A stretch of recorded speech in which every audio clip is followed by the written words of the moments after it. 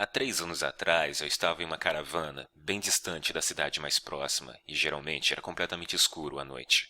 Eu prometi que não fumaria do lado de dentro, então, à 1 da manhã, eu saí para um cigarro.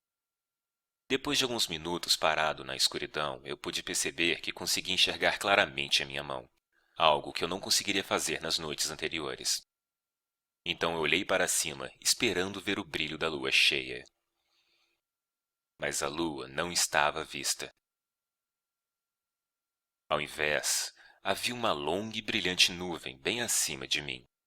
Os romanos a chamaram de a Via Galáctica, a Estrada de Leite. Hoje nós a chamamos de Via Láctea.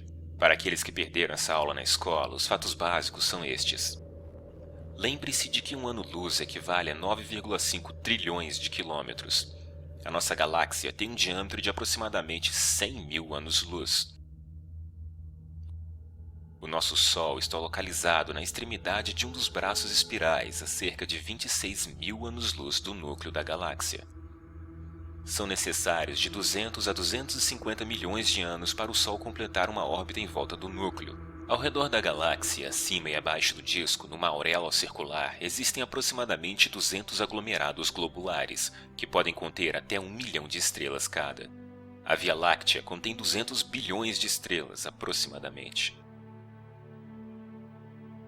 Esses números são essenciais para compreender o que é uma galáxia. Mas quando a contemplamos, alguma parte da mente humana protesta que não pode ser assim.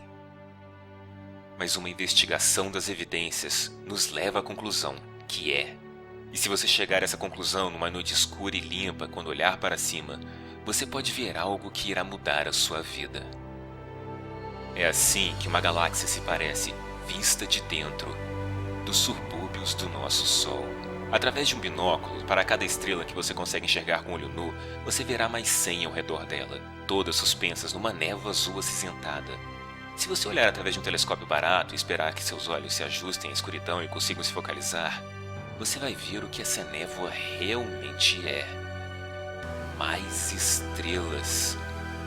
Como poeira se estendendo até onde se parece ser o infinito. Mas você tem que ter o conhecimento. Enxergar é só metade. Naquela noite, 3 anos atrás, eu sabia de um pouco das coisas que estavam lá fora. O tipo, a escala e a idade das coisas. A violência e a destruição.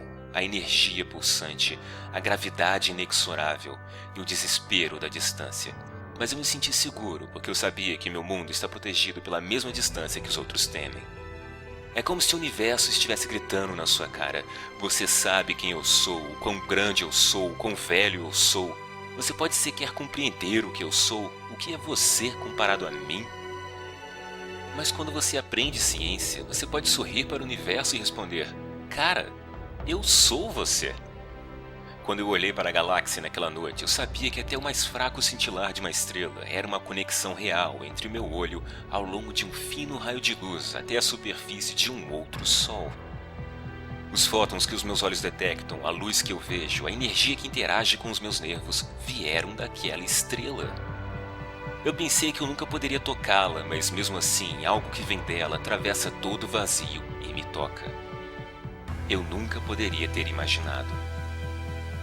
Os meus olhos viram apenas pequenos pontos de luz, mas a minha mente enxergou muito mais. Eu vi as explosões de radiação gama das estrelas gigantes serem convertidas em energia pura pelas suas próprias massas. Flashes de luz que brilharam do outro lado do universo muito antes de a Terra ter se formado. Eu vejo o brilho invisível das micro-ondas da radiação de fundo deixado pelo Big Bang. Eu vejo estrelas vagando erroneamente a centenas de quilômetros por segundo e o espaço-tempo se curvando em volta delas.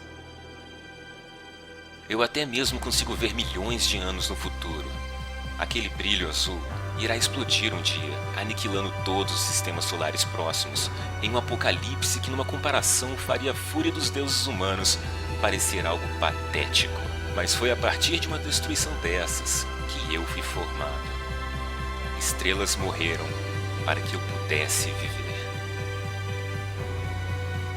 Eu sou um produto de uma supernova. E você também.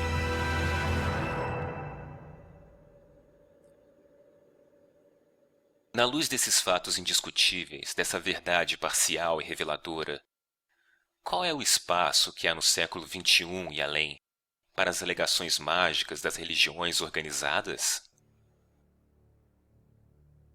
As primeiras religiões eram, por qualquer definição, primitivas. Por motivos de limitação de população, comunicação e regiões geográficas, elas nunca haviam crescido para nada além de uma preocupação local. Mas as religiões sofreram mutações através dos tempos e se tornaram mais sofisticadas, como que a cada geração os homens sagrados aprendessem o que funcionava ou não, o que deixava as pessoas obedientes e o que causava revolta. Quais ideias as pessoas podem facilmente evadir e quais iriam assombrá-las até o ponto em que elas teriam de rezar para conter o medo crescente. Quando a população cresceu devido ao desenvolvimento lento, porém certo do conhecimento, como se estivessem numa guerra, as religiões entraram numa corrida armamentista entre si. Dos deuses do vento, do trovão e do mar, as ameaças e as escalas de poder dos deuses cresceram a níveis supremos, ao ponto de que toda religião organizada possuía um deus que era onipotente, onibenevolente, onisciente, e palavras como infinito e eternidade são usadas sem escrúpulos, enquanto que todas as outras palavras são abertas a abuso até que elas signifiquem exatamente o que as religiões querem que elas signifiquem. Naquela noite sobre a Via Láctea, eu que tive a experiência, não posso chamá-la de uma experiência religiosa, porque eu sabia que ela não foi religiosa em nenhum sentido. Eu estava pensando sobre fatos e física, tentando visualizar o que realmente eu estava vendo e não o que eu gostaria que fosse.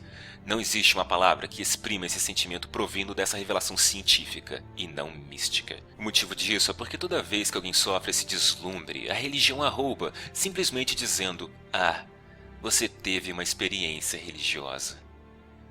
E os espiritualistas vão dizer a mesma merda. E eles sempre ficam enfurecidos quando um ateísta como eu diz que só pode ter essas experiências depois de ter rejeitado qualquer coisa sobrenatural. Mas eu admito que depois dessas experiências, quando a realidade me atinge como um bilhete premiado de loteria, eu frequentemente penso sobre religião. E o quão sortudo eu sou por não ser religioso. Você quer aprender algo sobre Deus? Ok. Isto é uma galáxia. Se Deus existe, Deus fez isto. Olhe para ela, admire-a, aceite-a, se ajuste a ela, porque essa é a verdade e provavelmente não irá mudar muito. É assim que Deus fez as coisas. Deus provavelmente gostaria que você olhasse para ela, aprendesse sobre ela para tentar entendê-la. Mas se você não pode olhar, se você não quer nem tentar entender, o que isso diz sobre a sua religião? Como o bispo Ansel Andrews disse uma vez, quanto mais perto de uma igreja, mais distante de Deus. Talvez você precise se afastar da mesquita, se afastar da igreja, dos padres, dos romãs, dos livros, para ter qualquer chance de encontrar Deus. Esprema uma fração de uma galáxia na sua mente, então você terá uma ideia melhor do que está procurando. Quando você compreende, mesmo que parcialmente, a escala de uma única galáxia, você tem a impressão de desaparecer.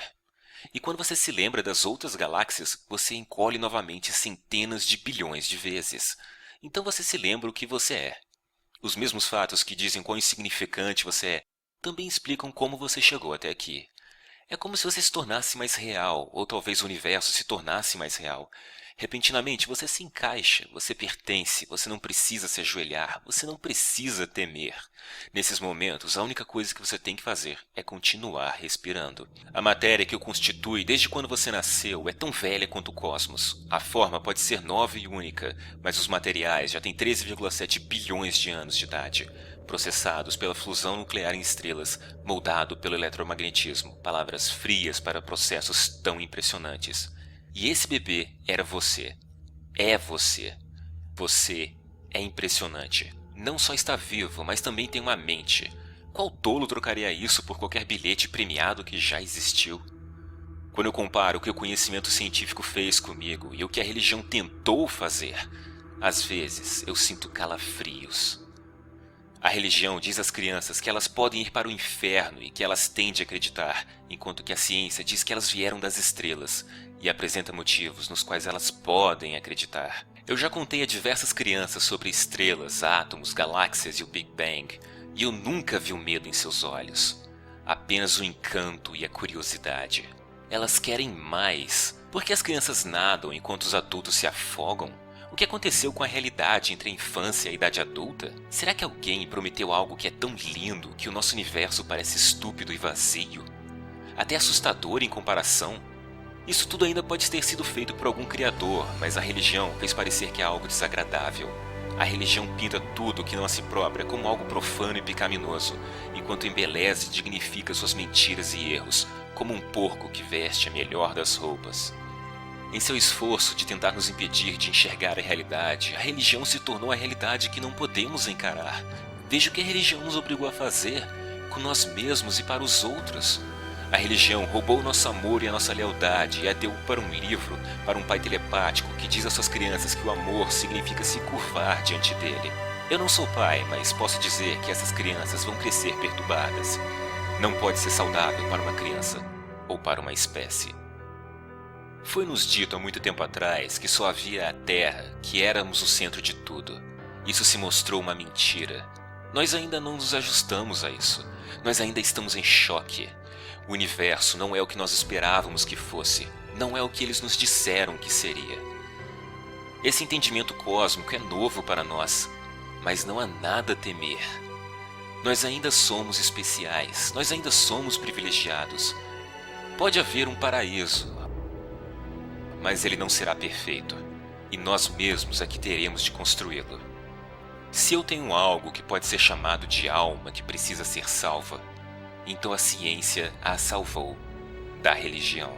Algumas pessoas acham realmente deprimente o fato de que o universo só poderá suportar a vida por mais apenas 30 bilhões de anos. 30 bilhões de anos. Você deve estar de sacanagem.